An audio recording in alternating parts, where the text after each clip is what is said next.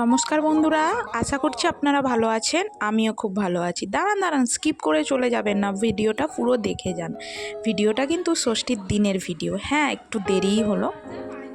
এখন সকাল প্রায় 10টা বাজে। আমি বাপের বাড়িতে পৌঁছেছি প্রায় 9:30 নাগাদ। তারই কিছুক্ষণ বাদে আমি চেঞ্জ করার পরে এই যে দেখছেন দিদি দাদা সোনা ঢুকছে। কেননা দিদির ননদ আছে, তারও বাড়িতে কিছুটা একটু এগিয়ে দিয়ে তো আসতে হবে। আর আমার তো ননদ নেই, আপনারা সবাই জানেন। তবুও আমি কিন্তু আগের দিন আসতে পারিনি, আমি সকালবেলায় গিয়েছি ষষ্ঠীর দিন। আর এই যে আসার পরেই একটু দু বোনের মধ্যে কথা হয়ে যাচ্ছে, কি হয়েছে, কত দূর কী রান্না টান্না হয়েছে।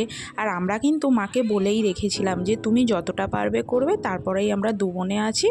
মা তো খুবই টেনশান করছিল একটা ষষ্ঠীর দিন। আর মা না একটু আগের মতো আর অতটা তাড়াহুড়ো করে আর কি কাজ করতে পারে না। মা জানেনই, মাদের বয়স হলে বা আমার মার অনেক কিছুই প্রবলেম আছে, ওই জন্য অতটা এগিয়ে করতে পারে না। আর এই দেখছেন তবুও কিন্তু মা টিফিনটা করে রেখে দিয়েছিল। এখানে সুজি করেছিল, ছোলার ডাল হয়েছিল, লুচি হয়েছিল। আমাদের সমস্তটাই আর কি গুছিয়ে ষষ্ঠীতে বসে খাওয়ারই। কিন্তু এই বছরে দাদা, তো আপনারা সবাই জানেন যে আমার জামাইবাবু দাদা আর কি শরীর অসুস্থতার কারণে বেশি সময় না খেয়ে থাকতে পারছিল না, তাই আর কি টিফিন খেতে বসিয়ে দিয়েছিলাম। আর এইখানে দেখছেন দিদি এসেই কিন্তু ড্রেসটা চেঞ্জ করেই ও কাজে লেগে পড়েছে। আর রান্নাঘরটার অবস্থা দেখছেন, পুরো একদম অবস্থা খারাপ। তবুও আপনাদেরকে দেখাচ্ছি। মা মোটামুটি সকালের টিফিনটার আয়োজনটা করেই রেখে দিয়েছিল, আমরা আর কি গিয়ে হাতাহাতি করে রান্নাবান্নাটার। এইখানে দেখুন দুটো জামাই আর দুটো ছেলের জন্য আর কি খাবারটা আমি বেড়ে দিচ্ছিলাম। ওইদিকে মা দিদি রান্নাঘরে কাজ করছিল, আর ওইখানে বাবা বসেছিল আর কি বাবাও খাচ্ছিল, আমরা সবাই খেয়েছিলাম। জানেন তো, আমার বিয়ের পর থেকে এই ষষ্ঠীতে আমার মাও ষষ্ঠী ফোঁটা দেওয়ার আগে অবধি না খেয়ে থাকে, এবং দুটো জামাইও থাকে। জাস্ট এই বছরে একটু অসুবিধার জন্য আর কি আগে লুচি টিফিনটা করে নিয়েছিল। আর এইখানে এবার দেখুন ষষ্ঠী ফোঁটা দেওয়া হবে, তারই প্রস্তুতি চলছে। এইখানে প্রায় 10-12 রকম ফল কেটে নিয়েছি, 6-7 রকম মিষ্টি, যেটা নিয়ম আছে সমস্তটাই আর কি সাজানো হয়ে গিয়েছে। আর সাজানো বলতে গেলে আমি আর দিদি সমস্তটা করে দিচ্ছিলো সাজানো। আর একটা জিনিস দেখুন, মা যে শাড়িটা পরে আছে না, এইটা আমি মাকে ষষ্ঠীতে গিফট করেছিলাম। মা তো কিছুতেই পরতে চাইবে না, কেননা আমি তো কিছুদিন পরেই ভিডিওটা দিচ্ছি, আপনারা দেখছেন। আর ষষ্ঠীর দিনে কিন্তু প্রচণ্ড গরম পড়েছিল। এবার একটা মানুষ কাজের মধ্যে থাকলে জানেনই ওই রকম শাড়ি পরা যায় না। তো তবুও আর কি দু বোনের জোর করে শাড়িটাকে পরিয়েছিলাম, যে যা হোক করে একটু পরো, ফোঁটাটা অন্তত দাও। আর এইখানে এই যে বসে পড়েছে দুটো জামাই, আর কি থালা সাজিয়ে দেওয়া হয়েছে। জানি না কতটা কি খাবে, তবুও নিয়ম রক্ষার জন্য যতটুকুনি দিতে হয়। আমাদের বাড়িতে আমার বাপের বাড়ির নিয়ম আছে, আম, লিচু, কাঁঠাল, তালের শাঁস, কালোজাম, এগুলো ষষ্ঠীর যে থালাতে দিতেই হয় আর কি। তার জন্য কিন্তু বাবা কম আনেনি, গোটা একটা বড় আস্ত কাঁঠাল নিয়ে চলে এসছে, একটা তরমুজ নিয়ে। আমরা তো খাবার দাবার দেখে অবাক হয়ে গেছি। তার হাফেরও হাফ ওদেরকে খাওয়াতে পারিনি, দুটো জামাইকে তো খাওয়াতে পারিনি। আমরা ওখানে প্রায় 3-4 দিন ছিলাম, তখনও অবধি আমরা খাবার দাবার আর কি শেষ করতে পারিনি। আর এইখানে দেখছেন আমি আর কি দুটো জামাইকে মালা ঘুমসিটা আর কি পরিয়ে দিচ্ছিলাম, হেল্প করে দিচ্ছিলাম মাকে। আর মা আগে মার বড় জামাইকে আর কি ফোঁটা দিয়ে নিল, যেটা মার নিয়মে আর কি। আপনারা দেখতেই পাচ্ছেন মা কি করছে।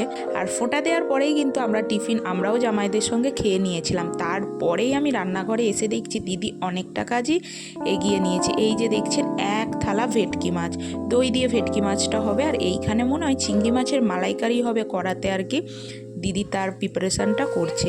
আর সমস্ত রান্নাই কিন্তু দিদি করেছিল। আর আবারও বলছি, আমার দিদিও খুব ভালো রান্না করে। আর ও অল্প সময়ে যে এত সুন্দর করে রান্না করে দেয়, সেটা আপনারা না খেলে বুঝতে পারবেন না। আমার বাড়িতে আসলে অবশ্যই, আমার দিদি আসলে আপনাদেরকেও খাওয়াবো আর কি আমার দিদির হাতের রান্না। ওইদিকে দিদি রান্নাবান্না করছিল, আর আমিও কিন্তু বাড়ির অনেকটা কাজই এগিয়ে নিয়েছিলাম। তারপরে দেখছেন, এটা কি বুঝতে পারছেন আমি কি করছি? এই জিনিসটা দাদা গিফট করেছে মাকে, এই বছরের ষষ্ঠীতে। এইটা হলো প্রেসার যে মাপে না, তার সেই মেশিনটা আর কি। আমার মার প্রেসার কোনো দিনই নর্মাল লো প্রেসারে থাকে না, হাই হয়ে যায়। আর খুবই সমস্যা হয় মাকে, প্রায় প্রত্যেক সপ্তাহে প্রেসার চেক করলে ভালো হয়। তার কারণেই আর কি দাদা এইটা গিফট করলো মাকে। আর মাও বলছিল যে আমাকে কেউ শাড়ি টাড়ি দিবি না, কিছুই দিতে হবে না। আর আমরাও ঠিক করেছিলাম যে এমন কিছু দেবো যাতে কাজে লাগে। আমি কিন্তু আরও একটা জিনিস দিয়েছিলাম, সেটা আপনাদের সঙ্গে আমার শেয়ার করা হয়নি। মাকে একটা সাইড ব্যাগ গিফট করেছিলাম। আমি দিদি যেমন ব্যাগ ব্যবহার করতে খুবই ভালোবাসি, সেই রকমই কিন্তু মাও খুব ভালোবাসে ব্যাগ ব্যবহার করতে।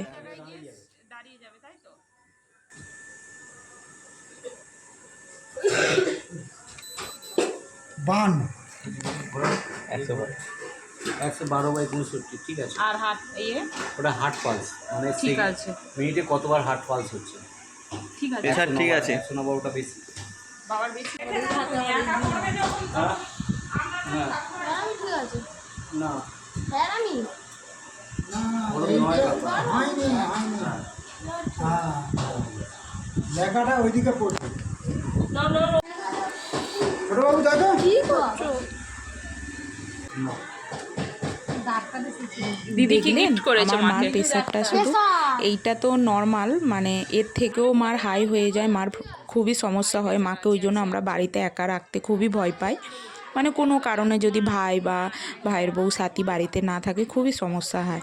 আর এইদিকে দেখুন মার প্রেশার ওদিকে মাপা চলছে, আর এইদিকে হচ্ছে আমাদের বাড়িতেই বড় ওভেন আছে, সেটা আর কি লাগানো হচ্ছে, কেননা ওই ছোটো গ্যাসে মাটনটা করা সম্ভব না। দিদি সমস্ত রান্নাই প্রায় কমপ্লিট হয়ে গিয়েছে। এইখানে দেখছেন চাটনি করেছে, এটা কিন্তু গাছের আমের চাটনি, আর ও খুবই তাড়াতাড়ি রান্না করে, মানে সমস্তটাই দেখলাম আমি ওইদিকে কাজ করতে করতে ওর এগুলো মানে সবই কমপ্লিট হয়ে গেছে। আর এইখানে আপনাদের দাদা একটু মানে গ্যাসটা জুড়ে দিচ্ছিল। জানি না কে পারে এই কাজগুলো, কিন্তু আমি দিদি এইসব মানে গ্যাসের সম্বন্ধে এইসব কাজ একদমই পারি না।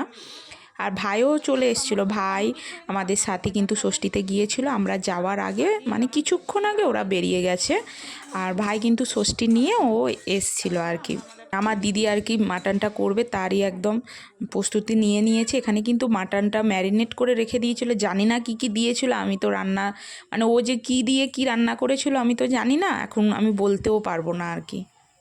ম্যারিনেট করে রাখা আছে মাটনটা তো ভয়েছে